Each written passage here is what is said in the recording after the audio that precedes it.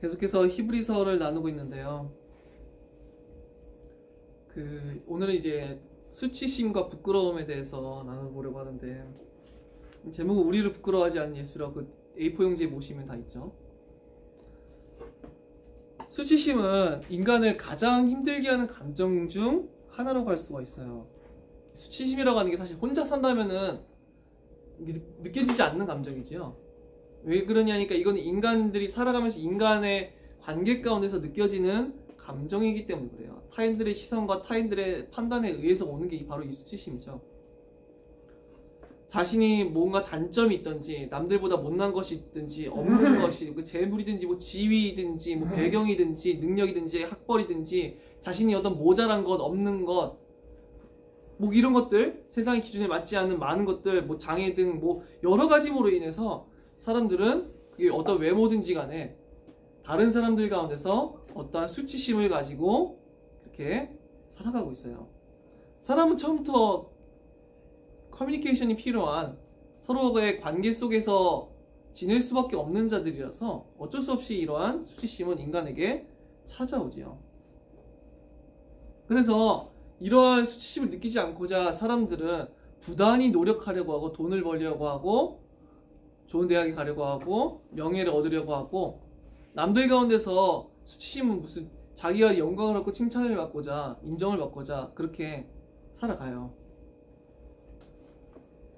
자, 그래서 이렇게 서로가 서로를 판단하고 재고 있는 것이 바로 이 세상이다 보니까 다양한 그러한 인간 집단이 모인 사회에서 자신감도 없고 별것도 아니고 가진 것도 없고 못났고 어울리지도 못하는 사람들은 따돌림을 당하기도 하고 이렇게 무시하기도 하고 이렇게 하기도 하죠. 이게 인간 세상이에요. 그래서 타인의 시선에서 느껴지는 그런 수치심으로 인하여서 힘들어하는 사람들도 있고, 그래서 이 수치심이라고 하는 게 남들과 비교할 때 나의 너무나 못난 모습과 낮은 모습과 모자란 것과 없는 것과 이 많은 것들이 인간에게는 수치심으로 다가오고 사람들이 그걸 가지고 나를 무시하고 그럴 때 사람들은 매우 큰 정신적으로 고통을 당하기도 해요. 근데 히브리서 10장 32절 33절을 보시면은 다 프린트 나눠드린 걸 보시면 돼요. 그래서 전날에 너희가 빛을 받은 후에 고난의 큰 싸움을 견디어낸 것을 생각하라. 이 히브리서 성도들이 큰 고난을 당했다고 성경은 얘기하고 있어요. 혹 비방과 환난으로서 사람에게 구경거리가 되고 혹은 이런 형편에 있는 자들과 사귀는 자가 되었습니다. 이들이 예수 그리스도를 믿은 것 때문에 비방을 당했대요. 남들로부터. 자, 이들이 뭘 잘못해서가 아니라 예수 그리스도를 믿었다고 하는 것 때문에 남들 앞에 비방을 당해야만 했어요. 다른 사람들, 이 성도들을, 히브리서 독자들을 비방했었고 그들을 환난으로 던졌었어요. 그들은 먹지 못함과 자지 못함과 학대와 고문과 옥에 갇힘과 채찍과 죽임당함도 당해야만 했던 것 같아요. 심지어 이들이 어떻게 돼요? 사람에게 구경거리가 되었대요. 많은 사람들이 미워하고 증오하고 때리고 욕보이고 조롱하는 그런 지위에 이르기까지 이들이 낮아진 거예요. 얼마나 수치스러웠을까요? 모든 사람들이 나를 배척하고 모든 사람들이 나를 무시하고 모든 사람들이 나를 부끄러워하고 나와 어울리기를 거리게 하고 나를 욕하고 나를 증오하고 심지어 죽이기를 원해. 저자는 죽는 게 더 선한 일이야. 모든 자가 나를 이렇게 보고 있어요. 그런 상황에 처해진다고 한다면 그 두려움과 그 엄청난 인간관계에서 오는 그 수치심과 이 모든 것들이 엄청날 거라는 거예요. 우리가 차마 이들이 당했었던 그 고난의 크기를 공감하기가 힘들 정도로 이들은 고통스러웠어요. 그래서 구경거리가 되고 혹은 이런 형편에 있는 자들과 사귀는 자가 되었으니 라고 말을 해요. 이런 형편에 있는 자들과 사귀는 자가 됐대요. 또 구경거리가 되든지 아니면 구경거리인 자들과 사귀는 자가 되든지. 우리가 구경거리가 된 자들이랑 사귀고 싶은 사람이 있어요? 없어요. 남들이 조롱하고 우습게 보고 무시하고 업신여기고 때리고 뭐 이런 사람들이랑 친하게 지내고 싶은 사람이 있으세요? 아니. 없을 거예요. 굳이 대답은 안 하셔도 돼요. 생각해보라. 대답하지 마세요. 자, 그래서 그들은 엄청나게 큰 고난에 처해져 있었고 엄청나게 큰 아픔과 수치심 가운데 부끄러움에 처해져 있었어요. 자, 이들에게 예수 그리스도를 믿는다고 말을 하는 것은 단지 이 지금 현 시대에 많은 어떤 찬양 콘서트 예배 있잖아요. 그런 데서 막 뛰놀면서 막 감격에 젖어가지고 하는 그런 어둡지 않은 체험도 아니었었고, 그런 방종맞은 그런 체험도 아니었었고, 그리고 어떠한 신비하게 방언을 주고 뭐 예언을 해서 단지 그것으로서 유지되는 믿음도 아니었어요. 영접기도 따르는 것도 아니었었고, 단순히 반복적인 신앙생활도 아니었어요. 이들에게 믿음을 갖는다는 것은 오히려 이들은 내 믿음을 지키기 위해서 내 온 삶을 가지고 싸워야 됐었고, 견뎌야 했었고, 인내해야 됐었다는 거예요. 그렇게 하지만 믿음을 지킬 수가 있었죠. 자, 어떻게 초대교회 성도들이 이러한 크고 두려운 많은 문제들 속에서, 고통들 가운데서 어떻게 이기고 승리할 수가 있었을까? 이들은 무엇을 근거하여서 어떻게 그러한 인간이 견딜 수 없는 그런 큰 고난 가운데서 자기의 믿음을 잃어버리지 아니하고 지킬 수 있었을까? 우리 그것을 생각해 봐야 되겠어요. 현 시대의 성도들도 그리스도 예수께 속한 자들이요, 사실 구원받은 모든 자들은 이 세상이 아니라 저 천국에 속한 자들이에요. 하늘에 속한 자들이지 결코 이 세상 가운데 속한 자들이 아니에요. 우리의 시민권은 하늘에 있다고 바울은 분명히 얘기하고 있어요. 모든 성도들이 바라보는 것, 그들의 본향은 이 세상이 아니라 저 영원한 하나님의 나라이지 이 세상과 그들은 사실은 아무 상관이 없어요. 자, 근데 이 세상 가운데 성도들도 여전히 살아가야 되다 보니까 우리들이 바로 예수님을 믿는 순간 바로 저 천국에 올려져서 오직 사랑과 희락과 화평과 공의와 정의만이 다스리고 있는 그 나라에 올려지려면 좋으련만 여전히 이 세상 아담의 타락으로 인하여서 인간의 이기심과 제약된 욕망과 제약된 온갖 충돌과 인간의 그런 온갖 악이 횡행하고 인간의 온갖 악함이 다스리는 그런 곳에서 우리가 살아가고 있어요. 아직까지는. 그래서 이 세상은 여전히 인간의 이기심으로 사람의 외형을 가지고 사람을 판단하고 재고 이러고 있죠. 그러한 세상에서, 세상의 기준으로 판단하는 세상에서 성도들도 살아가야 되기 때문에 성도들은 이 세상의 기준과 아무 상관이 없으나 성도들도 때로는 수치심을 가지고 그렇게 고난을 당하고 할 수 있다는 거예요. 그러나 바울은 분명하게 아무도 다른 사람이 너희에게나 다른 사람에게나 판단받는 것이 내게는 매우 작은 일이라 이렇게 말을 해요. 왜냐? 그 누구도 나를 판단할 수 없어요. 바울이 이렇게 고백하죠. 다만 나를 심판하실 이는 주시니라. 심판하다 판단하다가 헬라어로는 똑같은 단어예요. 판단하는 거, 선악간에 판단한다, 선악간에 심판한다 똑같은 말이죠. 나를 판단하실 수 있는 분은, 나를 선악간에 판단하실 수 있는 분은 오직 주님이에요. 근데 여전히 우리는 이 세상에 속해서 세상은 세상의 외형을 가지고 사람들을 판단하지요. 근데 이 세상은 모르고 있는 게 있는데, 성도들도 헷갈릴 수가 있는데, 성경에서 말을 하고자 하는 가장 큰 수치는 무엇일까요? 가장 수치스러운 것은 세상에 없는 것, 가지지 못한 것, 이루지 못한 것, 모자란 것들이 수치일까요? 아니면 뭐가 수치일까요? 성경에서 말을 하고자 하는. 진짜 수치는 이 세상에 있는 어떠한 세상의 기준이 아니라 정말 큰 수치는 그들이 하나님을 대적하고 그들이 범죄하고 있는 죄인이라고 하는 사실이에요. 이것이 성경에서 말하고자 하는 가장 큰 수치예요. 예레미야 3장 3절에 보니까 그러므로 단비가 그쳤고 늦은 비가 없어졌느니라. 그럴지라도 너가 창녀의 낯을 가졌으므로 수치를 알지 못하느니라 라고 말을 해요. 창녀들은 자기가 창녀짓을 하면서도 수치를 모른다는 거예요. 계속해서 창녀짓을 하는데 수치를 모르니까 그 짓을 계속 하겠죠. 근데 마찬가지로 사람들이 이것은 사실은 비유거든요. 영적 창녀라는 거, 영적 음녀, 영적 기생 다 성경에서 같은 단어거든요. 그 원어로는. 근데 이것을 모르는 것을 통해서 하나님이 말씀하시고자 하는 것은 너희들이 우상을 숭배하고 너희들이 죄를 행하는 것을 그 수치를 계속해서 죄를 저지르고 계속해서 우상을 숭배하는데도 불구하고 너희들은 그 수치를 도무지 알지 못한다 이렇게 말씀하시는 거예요. 그래서 그 수치를 모르니까 계속해서 반복적으로 또 계속해서 죄를 저지르고 계속해서 인간이 스스로 만든 목석, 금은 우상을 섬기고 하늘 해와 달과 별을 신으로 섬기고 살아계신 창조주 하나님을 버리고 거룩한 법도의 아름다움을 버리고서는 더럽고 추잡하고 악한 온갖 악을 그런 악으로 치우쳐서 그렇게 살아간다는 거예요. 그것이 성경이 말하고자 하는 정말 큰 수치인 거예요. 그거야말로 수치스러운 거예요. 자, 하나님이 금지하시는 죄악을 오히려 이 시대는 막 자랑해요. 막 음란한 것을 행하는 것을 막 자랑하고 뭐 술 취하는 거 방탕하고 마약하는 것을 아예 뭐 힙합하는 애들이 뭐 그렇게 많다. 마약 요즘에 나오는데 무슨 힙합하는 애들이 그렇게 마약을 많이 한다며? 마약 카르텔이. 뭐 그 클럽 이런 데서 뭐 마약이 어마어마하게 많이 퍼진다고 하더라고요. 지금 요즘에 그 돈 스파이크 위에 막 떠는 거 보니까 마약이 너무 많이 퍼져 있대요. 우리나라에 지금. 그것들을 대놓고 어떤 뭐 힙합하는 애는 마약 뭐 합법화하자면서 아예 뭐 힙합 가사를 썼다는데 요즘에 뭐 마약이 가사가 들어간 뭐 곡도 나온다 그러더라고요. 그러니까 자랑이에요 이제는. 그러니까 부끄러운 줄을 몰라요.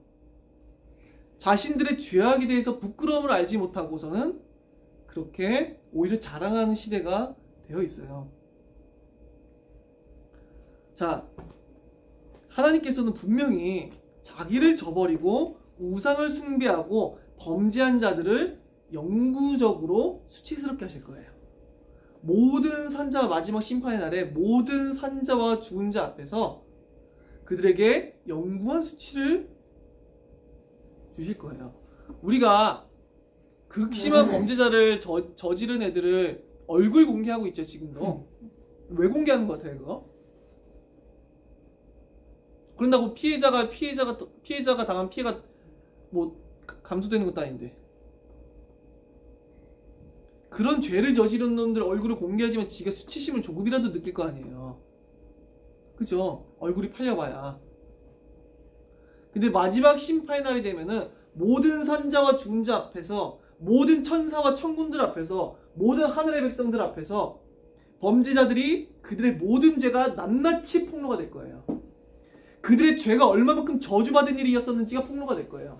그들의 죄가 얼마나 끔찍한 것이었는지 그 죄가 얼마만큼 수치스러운 것이었고 저 죄를 저지른 자들이 얼마나 놀랍도록 모욕적인 존재들인지 얼마나 더럽고 혐오스러운 존재들이었는지 마지막 심판날에 신이 살아계신 만왕의 왕, 만주의 주, 온 세상의 창조자 그 능력과 지혜와 권세가 영원하시고 무한하시고 불변하신 만왕의 왕으로부터 친히 드러나게 될 거예요. 선포하게 될 거예요.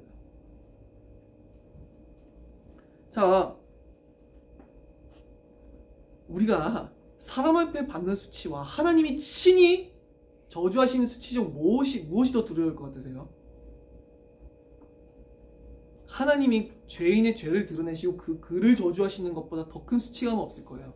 그것도 그날에는 모든 산자와 죽은 자 앞에서 그들의 모든 죄가 낱낱이 선포되고 그들은 저주받은 자라 모든 자 앞에 모든 피조물 앞에 선포되고 영원한 지옥불로 수치스러운 영원한 지옥으로 그들은 영구히 격리될 거예요. 자, 그래서 다니엘서 12장 2절에 보니까 땅의 티끌 가운데 자는 자 중에서 많은 사람이 깨어나 모든 사람이 부활의 몸을 입을 거예요. 마지막 심판의 날에 영생을 받는 자도 있겠고 두 부류로 나뉘죠. 영생을 받는 자가 있는 반면에 수치를 당하여서 영원히 부끄러움을 당할 자도 있을 것이며 영원한 부끄러움에 그들은 처해지게 될 거예요. 그러나 우리가 알아야 될 사실은 죄는 그들이 심판을 당하기 이전에 이미 부끄러운 거예요. 죄를 저지르는 거는 이미 그 자체로 부끄러운 거예요. 부끄러운 줄 모르면 죄 지었다는 그 사실 자체가 부끄러운 거고 죄 자체가 끔찍하고 혐오스럽고 미운 것이고 그게 지극히 수치스러운 것으로 부끄러운 것이지 인간이 죄를 사랑함으로 이 세상 가운데서 죄를 정당화하고자 요즘 영상 매체들도 뭐 동성애도 정당하고 뭐 그냥 간음을 뭐 정당화하고 뭐 마약하는 것도 정당화하고 막 그냥 다 왜 그래요? 자기들의 죄를 정당화시켜서 그 부끄러움과 수치스러움을 가리고 싶어서. 수치스러운 줄도 모르고. 죄 자체는 그 자체로 엄청나게 수치스러운 것이고, 그리고 하나님께서는 그들의 모든 죄를 드러내시고서는 그들에게 영구한 수치를 드러내게 하시리라는 거예요. 자, 하나님의 시선으로부터 오는, 사람들의 시선조차도 두려워하는 게 인간인데 하물며 영원하신 하나님으로부터, 모든 천군 천사들 앞에서, 모든 하나님의 백성들 앞에서 자신들의 영구의 하나님으로부터 하나님의 시선에서 그들의 모든, 하나님이 그들을 부끄럽게 여기시고, 하나님이 그들의 죄로 인하여서 하나님이 너를 부끄럽게 여기시고 너를 수치스럽게 여기시고 너는 저주받은 자라, 당장 저 지옥에 들어가라, 너는 조금도 나와 함께 할 수 있는 사랑받을 만한 것이 단 하나도 발견될 수가 없는 그런 아주 부끄러운 자라서 너는 절대로 나와 함께 할 수 없다. 너는 당장 저 영원한 지옥에 들어가라. 영구한 수치만이 너가 받아야 할 합당한 삭시라고 말을 한다면은, 그날에 그 죄인들이 느껴질 그 수치심과 죄인들이 받을 그 두려움은 엄청날 거예요. 이것이 바로 사실은 정말 모든 사람이 알아야 될 수치심이에요. 이 세상은 가지지 못한 것, 없는 것, 모자란 것 등등을 가지고 다른 사람들의 시선 때문에 어떤 수치스러움과 부끄러움을 느끼지만, 사실은 정말 큰 수치심은 하나님을 대적하는 것이요, 우상을 숭배하는 것이요, 세상을 전부로 삼는 그 삶이요, 하나님을 모르고 이 세상의 것을 쫓아서 살아가는 그 인생, 죄악을 쫓아 살아가고 범죄하는 그 인생이야말로 가장 크게 수치스러운 인생이라는 거예요. 자, 우리가 신명기 21장 22절 23절에 보니까, 사람이 만일 죽을 죄를 범함으로 너가 그를 죽여 나무 위에 달거든. 죽을 죄를 범함으로 인하여서 나무 위에 달아서 죽이는 사형 장면이 나와요. 그 시체를 나무 위에 밤새도록 두지 말고 그달에 장사하여 내 하나님 여호와께서 너에게 기업으로 주시는 땅을 더럽히지 말라. 나무에 달린 자는 하나님께 저주를 받았음이니라. 이렇게 말하고 있어요. 죽을 죄를 지어가지고 나무에 달아 죽이는 형벌이 나와요. 근데 나무에 달려서 죽은 자는 어떤 자예요? 하나님께 저주를 받은 자라, 이렇게 얘기하고 있어요. 나무에 달아 죽이는 형벌은 하나님께서 친히 이 자를 저주하셨다라고 하는, 끔찍한 죄를 저지름으로 인하여서 하나님께서 친히 저주하신 자라고 하는 증표로서 주어진 형벌이에요. 그죠? 나무에 달려 죽은 자들은 그 얼마만큼 끔찍한 형벌을 주겠는지, 죽을 죄를 지었기 때문에 여호와께서 친히 저주하셨다라고 하는 증거로서 그 형벌을 당한다는 거예요. 그리고 이 나무에 달리는 이 형벌이 왜 그렇게 수치스러운 형벌이냐니까, 여호와께서 저주하셨다라고 하는 증표일 뿐만이 아니라 모든 사람이 보는 앞에서 보이도록 죽임을 당한다는 거예요. 뭐 사약을 먹는 것도 아니고 댕강댕강 매달려서 모든 사람이 볼 수 있도록 이 사람이 여호와께 저주받은 자라 공표가 되는 거죠. 얼마나 끔찍한 죄를 저질렀는지 모르겠는데. 자, 그렇다면은 이렇게 여호와께서 친히 저주하시고 여호와께서 친히 죽을 죄를 저지른 자라는 증거로서 나무에 달려 죽은 자들이 받았어야 할 수치감은 얼마만큼 컸겠어요. 그죠? 그 가문과 그 가족들이 당해야 될 수치까지도. 자, 근데 사도행전 13장 28절에 보니까 죽일 죄를 하나도 찾지 못하였으나 빌라도에게 죽여달라 하셨으니, 이렇게 말하고 있어요. 근데도 하나님의 아들 예수께서 이 세상 가운데 나오셨는데 사람들은 그가 누구신지를 알지 못하고 그를 나무에 달아 죽이라고 빌라도를, 로마의 총독을 독촉하기 시작했어요. 예수께서는 아버지와 동등하신 무한하신 영광과 존귀의 하나님이시나, 아멘. 그는 무한히 자기 자신을 낮추셔서 우리와 같이 되셨어요. 그는 복음서를 보니까 한없이 겸손하셨고 한없이 선하셨고 사랑스러우셨으며 그 지혜가 너무나도 위대하셨어요.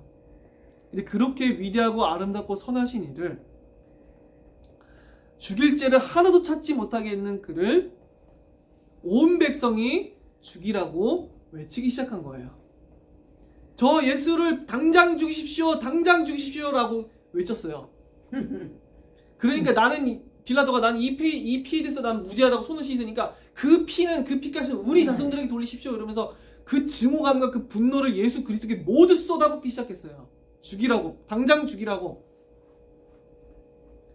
자, 자기 백성, 모든 자기 민족이 예수님을 죽이려 했고, 그가 십자가에 달리시자 심지어 그를 따르던 제자들도 뿔뿔이 흩어졌다고 성경은 얘기하고 있어요. 심지어 베드로는 3번 닭이 울기 전까지 그를 부인해요. 얼마나 부끄러웠겠어요. 나무에 달려 죽은 자는 여호와께 저주를 받은 자인데, 죽을 죄를 저지른 거라고 하는 확증으로서 거기 나무에 달려 죽이는 거잖아요. 여호와께서 친히 저주하시는 자라고요. 나무에 달린 자는. 여기서 내가 저 사람을 나무에 달리지 저주했다고 확증하는 거예요. 근데 여호와께서 친히 저주하시는 자를, 십자가라고 하는 나무에 달려서 죽는 형벌을 당하는 자를 온 백성이 수치스러워하지 않았겠어요? 예수를 안다고 말이나 하고 싶었겠어요? 아무도 아는 척하기 싫어. 제자들도 다 떠나. 베드로도 부인해. 아무도 아는 척을 하네. 이제 그때부터 예수를 다 싫어해, 다 미워해, 다 모르는 척해. 자, 여호와께서는 예수를 나무에 달리게 하셨어요. 즉 이 말은 무슨 말이냐? 여호와께서 친히 모든 사람 앞에서 이 예수가 마땅히 죽을 죄를 지은 자임을 선언하시는 것이었고, 이 예수가 죽을 죄를 지음으로 내가 친히 그의 죄에 대해서 저주의 심판을 내리신다고 하는 선언이었었고, 그를 그러함으로 가장 수치스럽고 부끄러운 죽음으로써 내모셨고, 예수께서는 아버지의 뜻에 순종함으로 그 나무에 달려 죽으시는 그 일에 순종함으로 나아가셨어요. 그래서 갈라디아서 3장 13절에 보니까 그리스도께서 우리를 위하여 저주를 받은 바 되사라고 말을 해요. 율법의 저주에서 우리를 속량하셨으니 기록된 바 나무에 달린 자마다 저주 아래 있는 자라 하였습니다. 나무에 달린 자들은 여호와의 저주 아래 있는 자들이었어요. 여호와께 영구한 수치를 받고 부끄러움을 당하는 자들이었어요. 근데 바로 예수께서는 그 나무에 달리셔서 죄인이 자리로 나가셨어요. 왜 죽을 죄가 하나도 없는 자를 여호와께서 친히 십자가에 매 다시고 저주받은 자라 선언하실까요? 왜 그 죽을 죄를 지은 자라 내가 친히 저주한 자를 선언할까요? 심지어 예수님이 십자가에 달리자마자 정오 12시부터 3시까지 햇빛은 빛을 잃었고 온 세상은 어두워졌어요. 이것은 하나님께서 우주적인 심판을 해가신다는 거예요. 죄에 대한 구약에 보면은. 즉 예수가 십자가에 달린 순간 어두워졌을 때 뭘 더 또 확증해. 하나님께서는 이 예수를 내가 지금 죽이겠다고, 이 예수를 내가 지금 심판하겠다고, 이 예수에게 내가 죄의 삭슬 묻겠다고, 이 예수를 반드시 내가 저주하고 영구한 수치를 줌으로써 모든 사람 앞에 이 예수가 엄청난 죄의 삭슬을 담당하고 저주를 받는다고 선언하시는 거예요. 예수께서 십자가에 달리셨을 때 그 받으셨을 그 수치와 그 부끄러움이라고 하는 것은 인간으로서 받는 것과는 비교할 수가 없다는 거예요. 온 백성이 그를 죽이래요. 그리고서는 나는 그래서 그 피에 대해서 나는 모른다고 하니까 그 피의 값을 우리들에게 돌리래요. 모든 백성이. 여호와께서는 그 십자가에 달리시고서는 가장 저주스러운, 여호와가 친히 저주하는 그런 죽음의 형벌을 당해요. 하나님께서 친히 또 햇빛까지 가리심으로 진짜 이 사람이 얼마나 큰 죄인인지, 이 사람이 얼마나 저주받아 마땅한 자인지 선언하시네. 그리고 심판하시네. 정말로. 근데 바울이 이렇게 말하고 있어요. 그리스도께서 우리를 위하여 저주를 받은 바 되사라고 말을 해요. 예수께서 그 저주를 당하신 것은 바로 우리를 위함이래요. 그리고 율법의 저주에서 우리를 속량하셨으니, 즉 우리가 하나님 앞에 대적한 그 죄의 모든 부끄러움과 수치와 그 모든 저주를 그가 자기 죄로 인해서 여호와 앞에 저주받은 자라 선언받은 것이 아니라 우리의 죄를 대신 지심으로 그가 여호와 앞에 저주를 받은 자라 선언이 된 거래요. 그래서 예수께서 우리 모든 죄에 대한 그 모든 가장 수치스럽고 부끄럽고 극한 고난의 모든 저주와 진노와 심판의 형벌을 나무 위에 달리사 대신 지시고 죽임당하시고 그 저주의 자리로 나아가심으로 인하여서 사실은 정말 우리가 하나님 앞에 부끄러움을 당해야 할 가장 큰 수치인 우리의 죄가 사라지게 된 거예요. 그 가장 큰 수치가 하나님 앞에서의. 자, 그리고 일순간에 그 모든 죄는 사라지게 되었고 하나님의 모든 죄인들을 향한 그 진노의 저주하심이 우리들 위해서 떠나가게 됐어요. 일순간에. 왜 그러냐? 영구한 수치와 부끄러움을 져야만 하는 우리를 대신해서 예수께서 여호와로부터 친히 저주를 받는 십자가 나무에 달리는 형벌로 나가사 온 세상 앞에 그가 우리의 죄를 대신하여서 저주와 진노를 당하신 자로서 모든 구원에 필요한 그 삭을 다 지불하셨기 때문이었어요. 그래서 히브리서 2장 11절에 보니까 거룩하게 하시는 이는 예수 그리스도예요. 아멘. 우리들은 죄로 인하여서 거룩하지가 않아요. 근데 우리들을 거룩하게 하셨어요. 아멘. 그의 피로 인하여서. 아멘. 거룩하게 함을 입은 자들, 우리죠. 구원함을 받은 자들이 다 한 군 안에서 난지라. 그러므로 형제라 부르시기를 부끄러워하지 아니하시고. 아멘. 우리가 예수 그리스도로 인하여서 하나님으로부터 난 자들이 되었고 그는 우리들을 부끄러워하기는커녕 형제들이라고 불러주셨어요. 아멘. 자, 우리가 말했다시피 정말로 수치스러운 자들, 부끄러운 자들과 어울리고 싶어 하나요? 아니요. 그들을 나의 형제라고 부르고 싶어요? 자랑하기를 원해요? 아니잖아요. 그래서 예수께서 그렇게 하시네. 13절에 보니까 히브리서 1장 13절 넘어가 보니까 또다시 내가 그를 의지하리라 하시고 또다시 볼지어다 나와 및 하나님께서 내게 주신 자녀라 하였으니, 여기서 또다시 뒷부분만 볼게요. 또다시 볼지어다 나와 및 하나님께서 내게 주신 자녀라 하셨으니, 우리가 볼지어다 라고 할 때 보라라고 외칠 때는 뭔가 더 주의를 집중시키는 말이죠. 주의를 집중시키세요. 볼지어다, 뭘 보래요? 그 뒤에 나와 예수 그리스도 자신과 그리고 뭘 보래요? 및 하나님께서 내게 주신 자녀라. 아멘. 자, 지금 뭘 보라는 거예요? 지금 내가 구원한 바로 내 백성들, 내 형제들을 보라라고 하시는 거예요. 앞서 11절에서 부끄러워하시기는커녕 오히려 보라고, 나와 함께 있는 나의 백성들, 나의 형제들을 보라고 말씀하시는 거예요. 예수 그리스도께서 마치 우리가 엄청나게 영광스러운 자들인 것처럼, 엄청 자랑스러운 자들인 것처럼 이렇게 얘기하고 계신 거예요. 그잖아요? 보래요. 나와 함께 있는 자들을 보래요. 자, 예수께서 우리를 부끄러워하셔야 마땅해요. 원래는 인간이 그 피조물이 뭐가 잘나가지고 하나님 앞에 영광 앞에 서겠으며, 인간이 뭐가 대단해서 그 죄인들이 뭐가 수치스러움만 많은 인간들이 어떻게 하나님 앞에 설 수가 있겠어요? 근데 하나님께, 예수께서는 외치세요. 모든 천사들도 보라, 모든 자들은 다 보라, 온 세상은 보라. 바로 나와 함께 있는 내가 구원한 나의 이 형제들을, 나의 백성들을 보라. 그렇게 말하시는 거예요. 너무나도 자기가 구원한 백성들을 사랑스럽게, 자랑스럽게, 기뻐함으로 보라고, 모든 천군과 천사들과 모든 하나님 나라와 이 땅과 온 땅 가운데 보라고 외치시는 거예요. 아멘. 자, 우리가 도대체 무엇이기에 하나님 앞에서 이러한 것을 얻을 수가 있겠어요? 우리가 뭔데 예수께서 모든 자들로 보라 하면서 마치 너무나도 자랑스러운 자들인 것처럼, 그 무엇과도 바꿀 수 없는 보배로운 것들인 것처럼 모든 땅에 나와 그와 함께하는 우리들을 보라고 그 기쁘시는 마음으로써 외치시겠냐? 그 말이에요. 그러니까 예수 그리스도께서 우리를 구원하시고 하나님께서 우리를 택하신 그의 그 기쁘신 뜻은 사실은 그 길이와 넓이와 그 높이를 측량할 수가 없는데,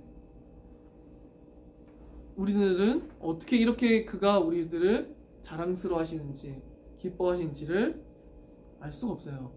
예수께서는 우리가 우리 죄로 인하여서 받아야 될 그 모든 수치와 부끄러움을 다 가져가셨고 도리어 모든 자 앞에 모든 천사들 앞에 하늘과 땅 앞에 우리들을 자기의 백성이라고 자랑스럽게 영광스럽게 사랑스럽게 외치세요. 이들을 뭐라고? 내 백성이라고. 아멘. 거룩하게 하시는 이와 거룩하게 함을 입은 자들이 다 한 근원에서 난지라. 그러므로 형제라 부르시기를 부끄러워하지 아니하시고 아멘. 또다시 볼지어다 나 및 하나님께서 내게 주신 자녀라. 아멘. 이렇게 말씀하시는 거예요. 자, 그래서 히브리서 13장 5절 6절에 보니까 이 앞부분 빼버리고 내가 과연 너희를 버리지 아니하고 너희를 떠나지 아니하리라 하셨느니라.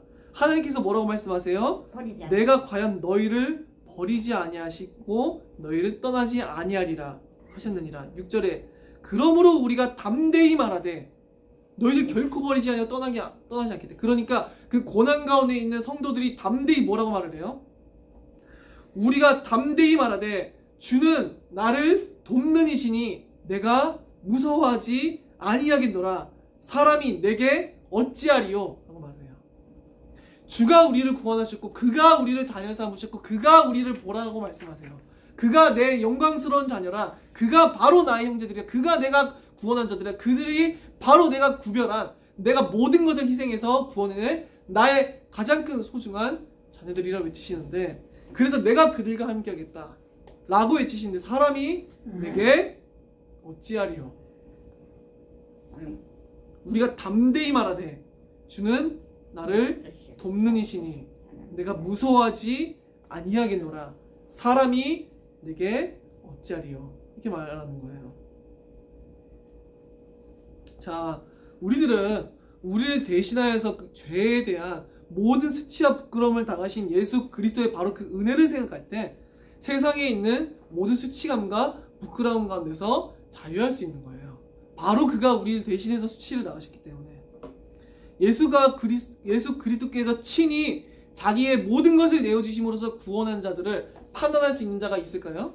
정죄할 수 있는 자들이 있을까요? 참수할 수 있는 자들이 있을까요? 무너뜨릴 수 있는 자들이 있을까요? 공격할 수 있는 자들이 있을까요? 없을 거예요. 자기 백성을 욕보이는 자는요 반드시 마지막 날에 그 원수를 하나님께서 치시리라고 말하고 있어요. 하나님께서는 자기 백성을 수치스럽게 한 자들을 자기를 수치스럽게 한 걸로 간주하고 그들을 수치스럽게 하실 거예요. 마지막 날에. 자, 세상의 그 어떤 기준도 성도들을 판단할 수 없고 그 무엇으로도 예수께서 친히 피를 주고 사신 값 주고 사신 자들을 판단할 수 없어요. 그들은 하나님이 모든 것을 주고 사신 하나님의 영구한 소유예요. 자, 우리들은 그래서 이 6절의 고백처럼 내가 주는 나를 돕는 이시니 내가 무서워하지 아니하겠노라. 사람이 내게 어찌하리요? 고백할 수 있어야 될 거예요.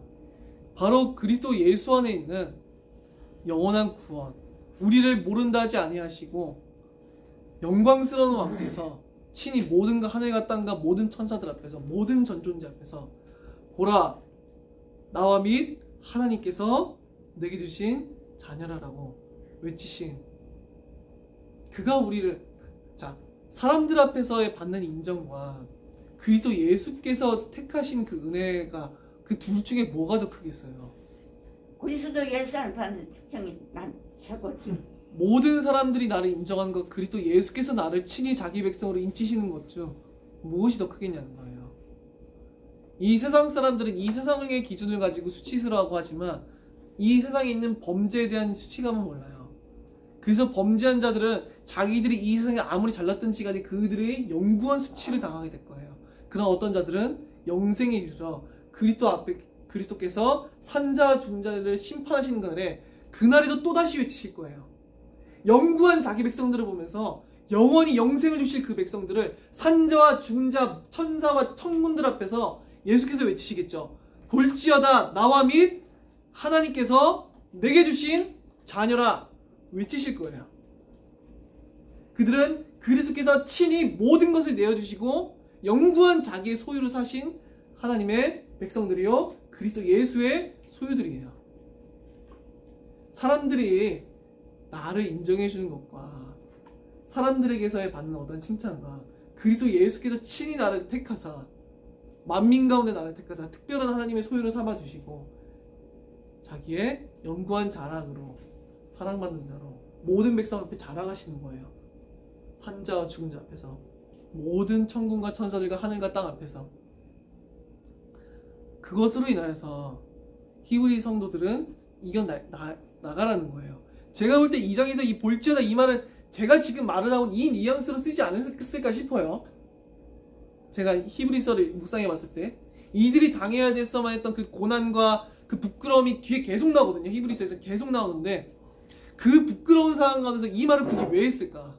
예수 그리스도께서 모서 내 자녀들을 자랑스럽게 여기신 이 장면을 히브리서 기자가 왜 넣었을까 생각해 볼 때 너희들이 비록 이 세상 가운데서 고난을 당하지만 영구한 도성을 바라보라고 계속해서 얘기하거든요. 상주시리를 바라보라고. 예수께서 바로 너희들을 그렇게 자랑스럽게 여기시고 너희들을 기뻐하신다는 것. 그 엄청난 수치심과 부끄러운 가운데서 그리스도가 너를 구원하신, 그리스도가 너를 만민 가운데서 택하신, 모든 만민 가운데 너를 자랑스러워하시고 특별히 너를 모든 사람 가운데 특별하게 하신 그것으로 인하여서 너희가 그리스도 예수께서 떠나지 말라고 얘기하는 것만 같아요. 자, 이 히브리서 11장에서 부끄러워하다고 하는 이 단어가요, 성경에서 총 12절이 등장해요. 제가 검색해보니까 총 이 헬라어 단어가 12절이 등장하는데 그 중에 하나가 로마서 1장 16절이에요. 내가 복음을 부끄러워하지 아니하노니. 예수께서 우리를 부끄러워하지 아니하신 것처럼 바울은 어떻게 얘기해요? 예수 그리스도의 복음을 부끄러워하지를 않아요. 왜 그래요? 이 복음은 유일해요. 모든 믿는 자에게 구원을 주시는 하나님의 능력이 됨이라. 모든 사람을 구원할, 모든 사람을 죄 가운데서 건져낼 유일한 것이 바로 복음이에요. 그 어떤 사람도, 그 어떤 인종도, 그 어떤 남자인지 여자인지 가졌든지 못 가졌든지 모든 사람을 죄 가운데서 건질 그 유일한 복음 바울은 결코 부끄러워하지 않아요. 바울은 내게는 우리 주 예수 그리스도의 십자가 외에는 결코 자랑할 것이 없다고 고백했어요. 그게 십자가에 갇힌 최고의 영광이 있었고 최고의 자랑이었어요. 바울은 예수 그리스도의 십자가가 무가치하게 여겨지는 그것에서 분노하였었고 그것에 대해서 슬퍼했었고 눈물을 흘렸었고 그리스도의 십자가가 높아지는 것으로 인해서 한없이 기뻐하였어요. 우리 또한 예수께서 우리를 부끄러워히 여기지 않으신 것처럼 우리도 그리스도 예수의 복음을, 그 십자가의 피를 부끄러워하지 않고 최고의 영광이요 최고의 자랑이요 그리스도의 그 십자가의 희생에 합당한 영광과 찬양과 찬송에 올려드리기를 간절히 바람으로써 우리들 한평생을 살아가야 될 거예요. 그리고 나서 또다시 이 구절이 같은 병행 본문이 마가복음에도 나오고 마태복음에도 나오는데 마가복음 8장 38절에 보니까 여기서도 똑같은 이 부끄러워하다는 헬라어 단어가 나와요. 누구든지 이 음란하고 죄 많은 세대에서 나와 내 말을 부끄러워하면 인자도 아버지의 영광으로 거룩한 천사들과 함께 올 때에 그 사람을 부끄러워하리라. 우리들은 죄 많은 세상에서 살아가고 있어요. 하나님의 법도를 업신여기고 하나님의 영광을 짓밟고 그리스도 예수를 모욕하고 하나님과 너무나 반대된 이기심과 더러운 정욕과 죄악이 횡행한 세상 가운데서 살아가야 돼요. 그래서 누구든지 이 음란하고 죄 많은 세대에서 나와 예수 그리스도 자신과 내 말을 부끄러워하면 인자도 영광으로 거룩한 천사들과 함께 올 때 그 사람을 부끄러워하리라.